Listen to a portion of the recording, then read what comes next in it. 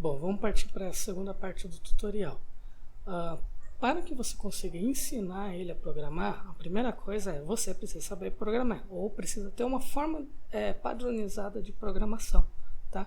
Então você tem que ter definido como você faz suas modules, repository, service, business layer, etc. Tá? Então vamos supor que esse aqui é um projeto que eu já tenho pronto e eu vou precisar criar templates de código para ele. Então eu vou ensinar como criar, por exemplo, uma model, né? Como ensinar ele a fazer uma model. Primeira coisa que eu preciso ter uma model, tá?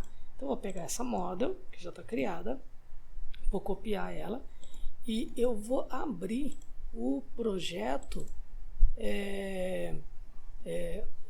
template, tá? Que é esse daqui. Como que eu faço para explicar para ele como funciona a minha model? Eu simplesmente colo o código aqui, tá? Essa primeira parte. E aí eu clico no botão preparar. Esse preparar, ele vai criar uma coluna aqui no canto do seu código. E essa coluna, ela diz o que o código vai fazer. Eu tenho aqui um botão ajuda com as explicações do que é essa coluna. Então, no caso, pelo que a gente está vendo nesse código, todas as linhas são tratadas como normais.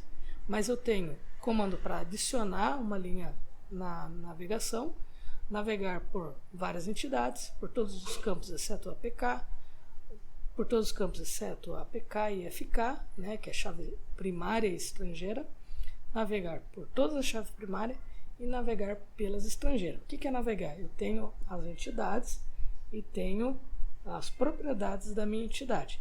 Então ele vai navegar item a item, tá? Então no caso, quando eu não tiver nada, simplesmente ele copia essa linha para o meu código. E ele pode fazer replace de alguns campos, como por exemplo, eu estou vendo que isso aqui é um namespace. Eu posso avisar o gerador de código que isso é um namespace. Então eu já substituo aqui, porque se eu pegar esse mesmo template e rodar em outro projeto, que é outro namespace, ele não vai pegar do projeto o primeiro projeto que eu fiz, ele vai pegar desse novo. Então no caso aqui, por exemplo, produto é uma entidade. Aí eu venho aqui e falo, isso aqui é uma entidade. E aí para cada entidade ele vai fazer uma model correspondente àquela entidade. Esse primeiro campo da entidade, no meu caso, é a chave primária. Então, eu vou só avisar que ela é um PK. Pronto. Agora vem os campos que eu preciso navegar, né? Se eu observar como eu fiz, eu tenho cadastro cliente, cadastro produto, cadastro venda, e cada um deles tem vários campos. O que é navegar? É ele andar pelos campos. E aí qual comando eu vou usar? Eu vou utilizar o asterisco, porque o asterisco, o que ele faz? Ele vai navegar por todos os campos, só que ele vai pular a chave primária. Então ele vai ir no nome, CPF, e-mail, telefone, assim para cada uma das entidades. Então esses campos de baixo eu apago. Por quê? Porque essa linha ela vai navegar por todos, tá? E eu informo que isso daqui é o field. E aqui eu tenho o tipo do campo. Se eu não mexer, o que ele vai fazer? Para todos os meus campos, ele vai falar que é string. Mas tem campo que é data, tem campo que é integer. Então, eu preciso modificar aqui e colocar o tipo do campo. Como eu não tenho nenhum dos campos padrões definindo o tipo, eu posso criar esse campo, que é field type.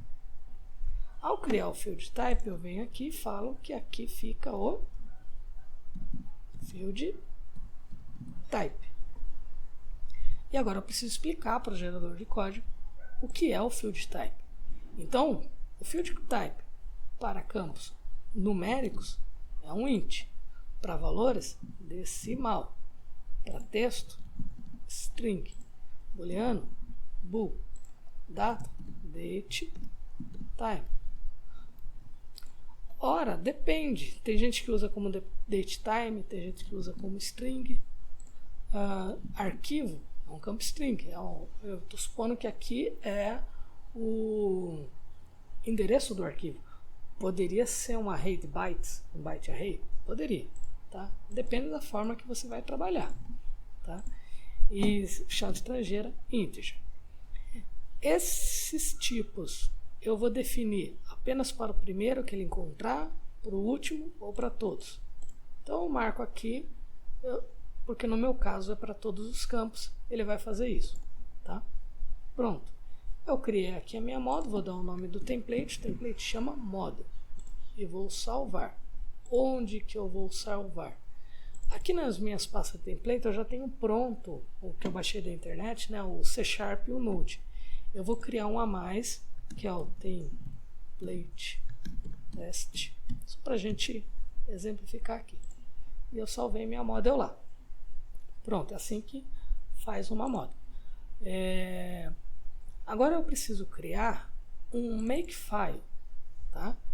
O que o makefile ele faz? Ele dá as instruções para o projeto de como gerar o código. Então eu preciso do arquivo de projeto, que é o meu, que eu criei na aula anterior, que é o meu Web Application JSON. A minha pasta de template, eu criei aqui uma pasta de template nova. E qual é o destino, onde ele vai gerar esse código. No caso eu tenho aqui uma pasta target, eu vou colocar uma pasta chamada teste aqui, para a gente ver ele gerar aqui. Teste. No caso ela está vazia, essa minha pasta teste, tá? Mas ela poderia já ter um início de projeto, um projeto que eu vou lá, dou novo no Visual Studio e é um projeto inicial. Para não confundir o que o sistema, o que ele gera e o que você mesmo cria, eu vou deixar ela vazia para a gente ver só o que ele vai gerar, tá bom?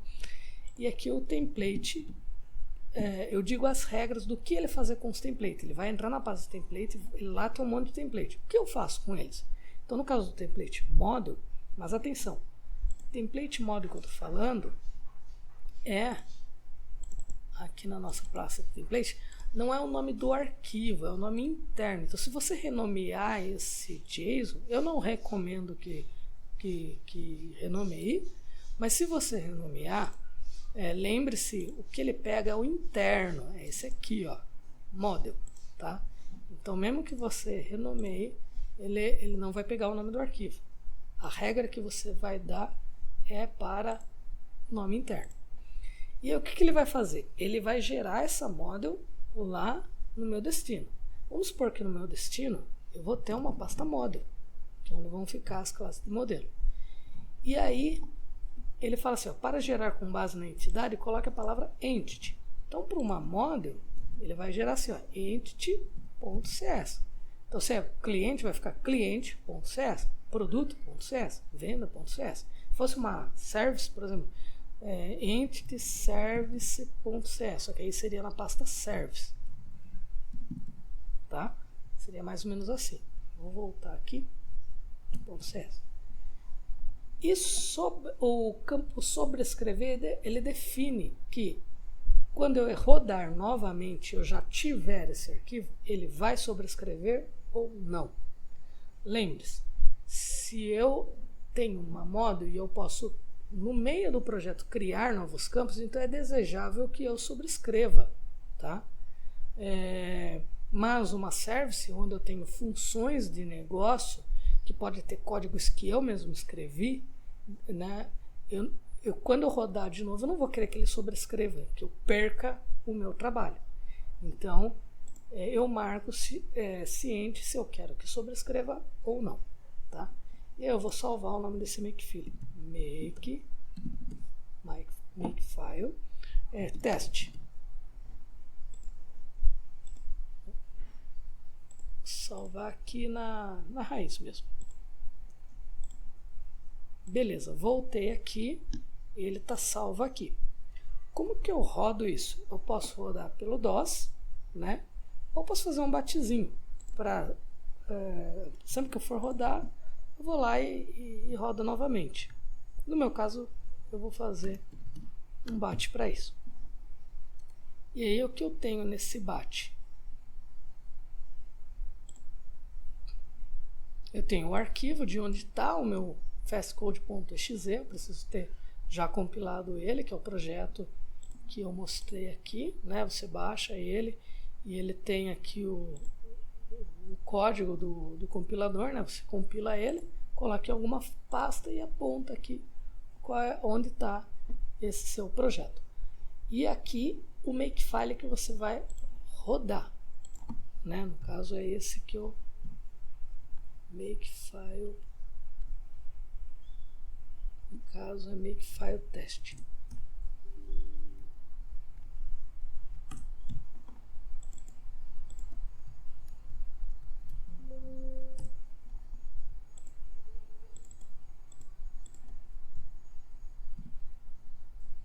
Aqui, ó. No caso eu vou colocar aqui o makefile test. Ele tem esse parâmetro force que eu não recomendo usar. Apenas para demonstração eu vou deixar ele. Mas o certo é só o nome do fastcode e o makefile. Mais nada. Tá? Esse force, ele ignora o campo sobrescrever. Então ele sobrescreve sempre. O que é muito ruim num projeto oficial, um projeto que está rodando. Não é ideal que você faça isso. Tá? Eu vou deixar aqui só porque é um exemplo. Se você altera alguma coisa, quer rodar de novo, você pode forçar ele a rodar de novo para ver como que funciona. Beleza, eu rodei. O que aconteceu? Nessa pasta teste, ele criou a pastinha módulo e ele criou a módulo de cliente, produto e vendas.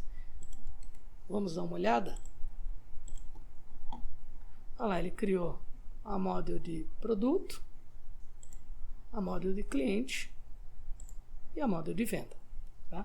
E eu poderia aqui, no caso eu só fiz a módulo, podia ter feito o template da service, colocar no makefile o exemplo de como gerar a service, a API, a tela.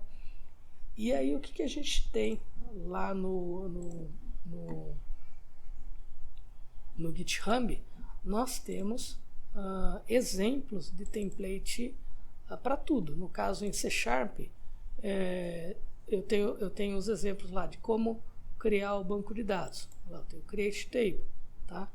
Eu tenho como fazer uma entidade, que é o que eu acabei de mostrar aqui, como a gente faz. Nesse Create Table, pode ver, ó, eu tenho aqui ó, um for key navegando pela chave estrangeira. Eu criei o campo for key e no tipo for key eu posso passar campos no meio dele e ele vai entender esses campos. Só que eu tenho que criar os campos que não forem padrão, eu tenho que criar aqui. Que no caso o field type, olha lá, eu disse como ele deve criar field type. Aqui, por exemplo, a hora que eu vou criar os campos, ele tem uma vírgula no final, exceto no último campo. Então, eu criei um campo chamado coma, né? E aí eu coloquei a vírgula e falei que só no último campo não utiliza. Tá? Eu tenho, por exemplo, exemplos de telas. Tá vendo? Então, eu tenho o exemplo aqui do adicionar, por exemplo, uma div. Eu vou adicionando as linhas e só quando chegar aqui eu executo, navego pelas entidades. No caso aqui, ele também executa um form control. Form control, que são os campos. Para cada tipo, ele vai fazer um tipo de campo diferente. Tá?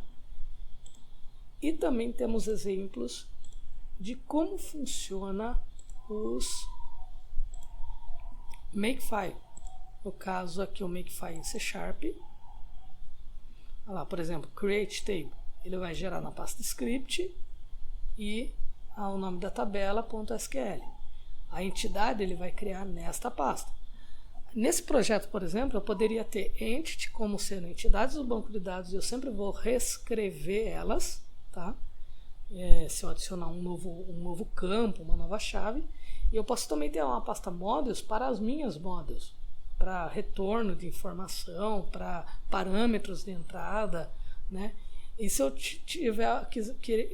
for querer uma model que representa uma consulta de uma entidade, fazendo inner join, talvez, eu posso fazer ela herdada de uma entidade oficial.